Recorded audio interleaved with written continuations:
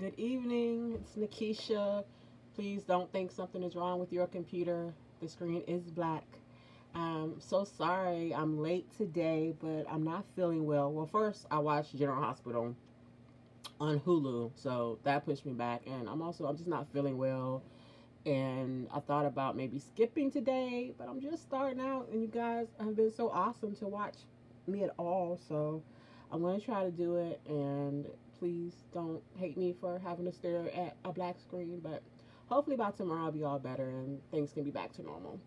Um, it's so weird to just see the blank screen myself, but I'm going to do my best.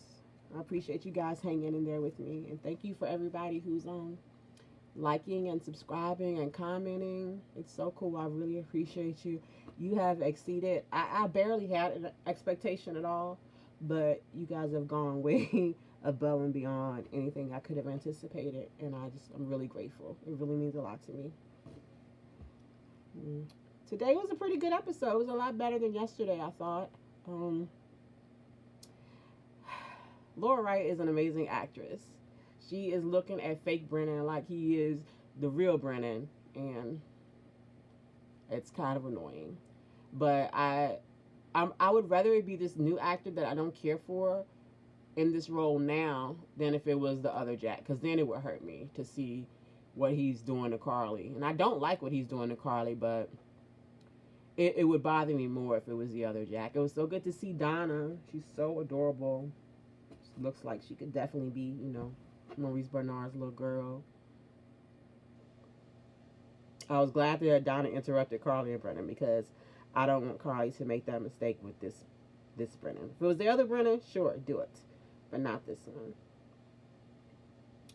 And I just feel bad for Carly because heartache is coming. We know that Jack is lying to her, and he's doing whatever he's doing with Josh. So there's gonna be some negative fallout at the end of this, and it means Carly is gonna suffer. At Bobby's, I don't like this Emma. I don't think that's really Robin and Patrick's daughter. I think she's an impersonator. I'll say that about characters a lot, guys. When I don't like the recast or like the things characters are doing, I'll make it up in my mind that it's not really them. I'm not delusional. I'm not a psychopath. I understand the difference between reality and the soap opera world, but I like, leaning into it. So I promise I'm not insane. I understand that is the character of Emma. But at the same time, I do not think that is Emma. She is way too self-righteous and indignant for no reason. I was thinking about Emma as I was watching her today and seeing that she was the way she always is, very annoying. That wasn't Emma's personality. And I get that kids can change. She's a young woman now. The last time it hasn't been that long since we saw her. But we watched her grow up and she had a different type of personality. I get that anything could have happened. She could have went through something traumatic off screen that we didn't see that would have changed her. But we saw her go through so much traumatic stuff on screen when she was younger, and it didn't change Emma. Emma was still just a ball of light. This girl is not a ball of light at all. She makes you want to see her and you want to turn around so you don't have to bump into her. Like, I would avoid running into her at a store if I could help it, just to avoid having to have a conversation with her so she could ask me to join her stupid club.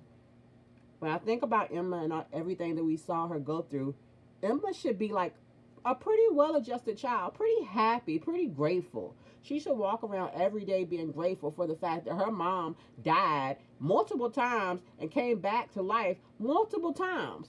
That mother who died, been kidnapped, came back to life, is finally there for good, who also has HIV, which is no longer detectable in her body. Her mother that gave birth to her, it had HIV, and she did not catch it as a baby. Why is she so angry all the time? She should be happy. It's a very annoying, and I don't like it because I like little Emma. She was such a cute little girl, and she was sweet. I really was excited to have her back until I realized what having her back was going to be like. And it's bad when I feel like someone is bothering Joss. And I feel like Emma, she was obviously bothering her. Gio is looking kind of sick. and he's looked sick the past maybe week or two. And at first, I thought it was the actor, but now I'm wondering if it's the character. Maybe he's gonna be sick and need some type of transplant, so Lois will have to confess the truth that he's Brooklyn's child, and that's how all of that stupid ass storyline will come out. Just a thought. We'll see. This next note, this is between me and Carice. This is Curtis bashing here. I have in brackets on my note list, insert your own Curtis bashing here. I'm just not feeling well, so I didn't put my own, but we don't like Curtis, so I would like to hold some space for that moment of silence for everyone to say something negative about Curtis, please. And please know I agree with whatever negative thought you had about Curtis. Uh, we saw Portia at the end talk about how she was ready to leave the past in the past, move on, let things go. So I'm pretty sure that means the truth is about to come out about what she did. I wish I could feel bad for her, but I don't really have a lot of feelings when it comes to Portia. I don't really think that they've written very well for her. It's always her story is always her. They just haven't given her a lot of depth. So I don't know. I don't know. I don't care too much about her. I'm sorry, guys. I promise I know lots of words. Just not feeling well. Watching Brooklyn and Lulu fight again, the same fight they've been having ever since Lulu woke up, is so exhausting. They can't. The whole phone call guy, the distributor thing, was so convoluted and unnecessary. And I just don't know why we have to keep putting them in these situations if we're going to write them so clumsily. It's the same conversation every time. I'm tired of hearing them argue. I'm tired of Lulu being stuck in the past. I'm tired of Brooklyn acting like she's a much better person, even though I guess technically, you know what? I just remember that's not even Brooklyn. Why am I so upset? I don't accept her as Brooklyn that much. My favorite Brooklyn. Oh no, I can't remember her name right now. Oh gosh, I could have told you if you wouldn't have asked me. Not that you did ask me. I don't know, the Brooklyn that was the adult Brooklyn before this Brooklyn, the Brooklyn that was actually there that tried to seduce Dante. She was very pretty. She could actually sing in real life, so they didn't have to pretend like she lost her voice through some tragedy, like they did this current Brooklyn. So I don't have to worry about Brooklyn no more, because that's not even Brooklyn. Ugh, it's Chase and Dante. It's really hard to pay attention. I don't really care too much for Chase. Or no, that's not true. I have the potential to care about and like Chase. It's just that I'm not a fan of this current storyline with Brooklyn and Dante's secret baby and where that's going for Chase, and we'll see what happens. I would like to see it end for Chase with him being with Willow again. I liked Willow and Chase together, and she's gonna need someone to console her when she finds out about her boyfriend being her almost stepdaddy.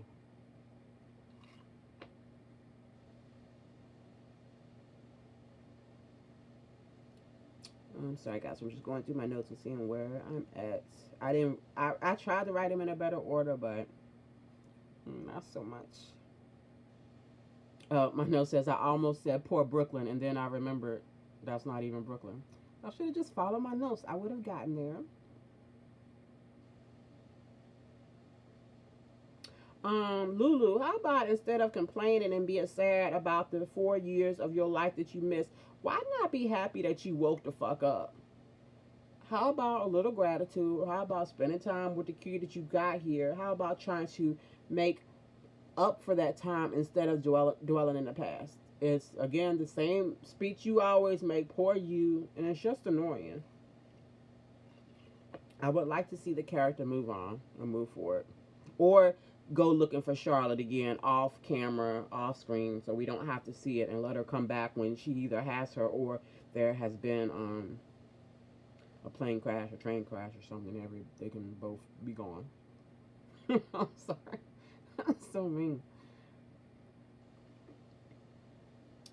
I did think it was wrong of Dante to tell Lulu about what Chase and Brooklyn are going through. He could have just said they're going through something. He didn't have to spill it like that. I didn't care too much for it.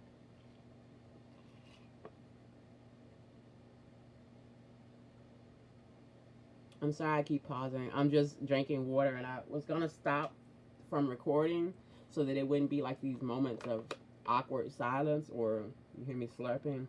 But I'm not really trying to edit the video into like mini videos. I'm so sorry, forgive me. I'm so lazy today. I wasn't really worried about Elizabeth at first, but I started to get increasingly worried about her because Becky's performance was just so outstanding. She looked scared as shit. Like, it was making me nervous. And then once Cyrus really got to monologuing and confessing, I was like, oh no. But I figured what was going to happen was happening. That Lucky would come in and save the day. And my daughter, as we were watching it, she said, well, do you think Lucky will die? And I was like, hey, let's not be too optimistic here. And then Cyrus did actually shoot him up. So maybe. It would be wild to have Lucky had come back just for that, but I wouldn't put it past GH. I wouldn't put it past him to have the stand-in being the one to pass either. But we'll see. It is February sweep, so something should happen. This is back at the Sephora. I'm sorry. I told you my notes were out of order. I wasn't really feeling Brad and Lucas. I keep going back and forth about this Lucas, but something about him today, I was kind of into it. I'm glad that they didn't, cross any lines or go home and, be intimate. I would like to see them rebuild like a friendship and start off slow and where that goes. But that being said, when Lucas finds out that Brad is blackmailing Portia, that'll be over. So I will try not to invest in that relationship now that I think about that. Drew and Willow make me sick. When he said our kids, I almost threw up a little bit. It's so disgusting. I don't know why they're trying to make it like it's a love story. It's not. It's an affair. It's a nasty affair. Incestuous affair. Borderline incestuous affair. I would be more excited to watch a story if they played it like it was bad. Instead of playing romantic cute music in the background, pay that like tawdry affair type of music. Let it be what it's supposed to be.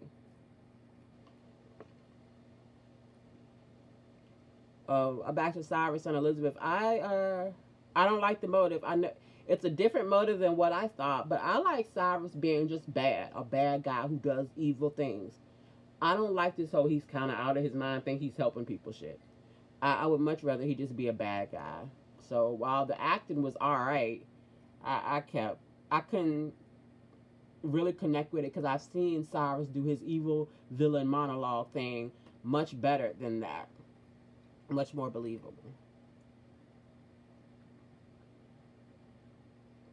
Oh goodness, I think that's about it. The only thing I think I have left is that Cyrus shouldn't be complaining about his mom, because if I remember correctly, Cyrus's mom chose to work with Martin and Carly in that white dress when she was the mob boss instead of Cyrus. Like, she helped them.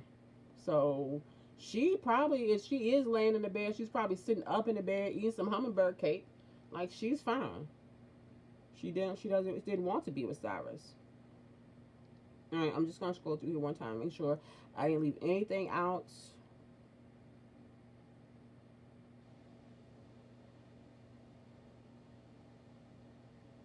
Yeah, and I think I got it all. Thank you so much for anybody who's watching this. I'm so sorry it's so late in the day. I'm sorry that I can't like make eye contact with you and connect with you. That's kind of my favorite part. But hopefully tomorrow will be better. I'm running out of steam here, so I'll just live long and prosper. Thank you so much. I'm sorry.